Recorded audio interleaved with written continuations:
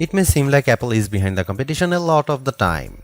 The company appeared to be slow to developments like widgets, bezel-less displays with camera notches, and screens with high refresh rates.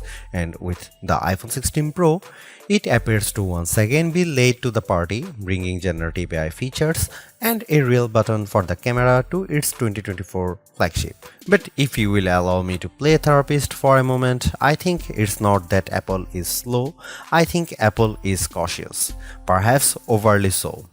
Caution on its own isn't a bad trait, in fact, it could be considered thoughtful rather than rushed to the cutting edge with its peers. Apple delivers, usually finding a slightly different approach that is often an improvement on what's out there.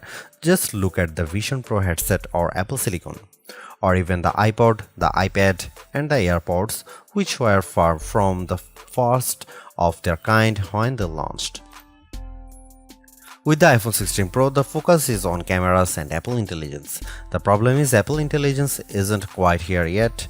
We can test some features in the developer beta that's currently available, but that's not necessarily the same as the experience the public will get when the update rolls out in October.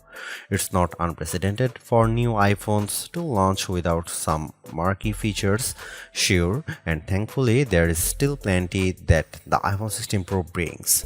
From camera control, the Fusion camera, and other video related updates to slightly bigger displays and iOS 18, the iPhone 16 Pro and Pro Max are intriguing successors, even absent the wanted intelligence features that are still to come.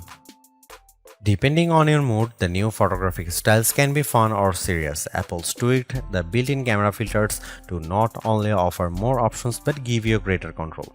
Due to how the company has refined its processing each year, there is also an improved depth map captured when it detects a face in the scene.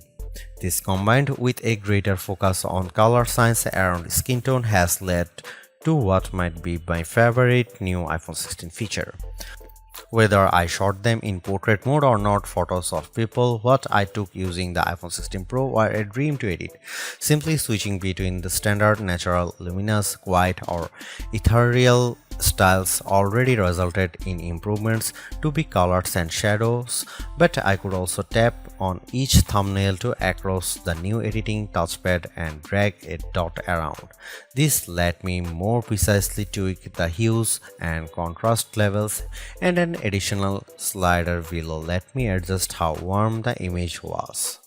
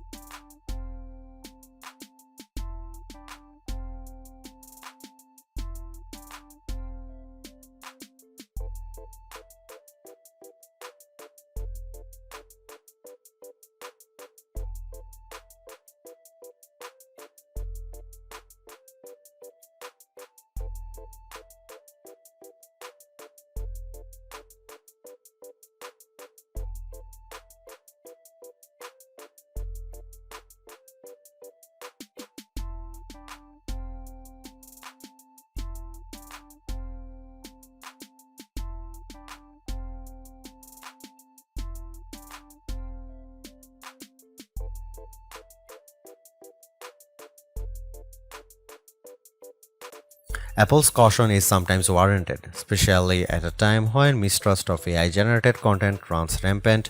The company taking its time to get Apple Intelligence right is understandable, but its deliberation doesn't always lead to winners. While I appreciate the attempt to differentiate camera control with the touch sensor for more versatility, I am not yet convinced on its usefulness. The good news is, and I cannot stress this enough, you have the option to tune it to your liking, and that's the theme I'm seeing in recent Apple features that hint at more thoughtfulness than usual. If you don't like something, or if something isn't right for your needs, you can adjust or disable it.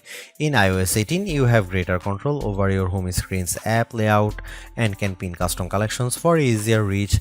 In the Photos app, the action button introduced last year could have been a spectacular fail had Apple not let you still keep it as a mute switch. but it managed to give people more functionality while maintaining the status quo for those who are just as resistant to change. Change is scary, change is hard, but without change there is no progress. Apple's cautious approach is a tricky balancing act that's evident on the iPhone 16 Pro. Some new features like audio mix and custom routes in maps delivers mixed results, otherwise like photography styles are hits. Then there are the basic ingredients like good battery life and durable, attractive designs that Apple cannot neglect. The iPhone 16 Pro's subpar battery life holds it back from beating the competition, which is stiffer than ever this year, especially from Google. Luckily for Apple, most people who have iPhones are going to stick with iPhones. It's just easier.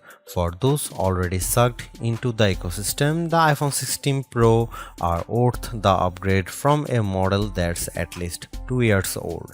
If you already have an iPhone 15 Pro, for the sake of our planet and your wallet, you might prefer to hold off on upgrading, especially since this year's devices aren't that much different.